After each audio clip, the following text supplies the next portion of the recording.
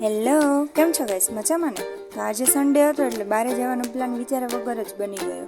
પછી આવ્યા સેલમાં એટલે બહુ ટ્રાફિક હતો, પછી સ્ક્રીનમાં ગોતતા કે આપણે ક્યાં ખોવાઈ ગયા આમાં.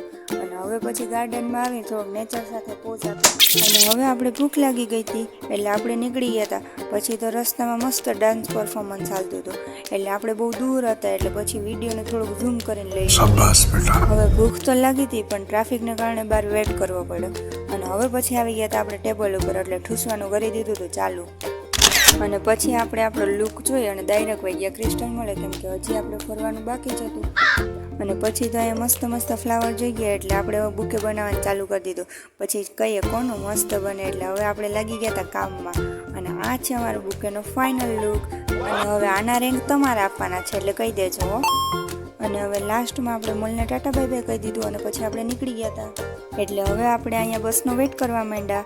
અને અહીંયા તો ધીરજનું ફળ એ કડવું જ હોય, કેમ કે આવું જ ફૂલ જ હોય બસમાં. પછી આપણી પાસે થોડોક હજી ટાઈમ હતો એટલે અહીંયા થોડા કાંટા મારી લીધા. અને હવે પછી આપણે જવા માંડ્યા હતા હોસ્ટેલે. તો આ છે હોસ્ટેલ જવા માટેનો રસ્તો. સરસ છે ને મસ્ત, કેમ કે આનાથી બેસ્ટ ઓપ્શન કાંઈ છે જ નહીં. અને તો ફાઇનલી આપણે ગેટે પહોંચી ગયા છે અને એન્ટ્રી કરી દીધી છે ટાઈમ લિમિટ પહેલાં.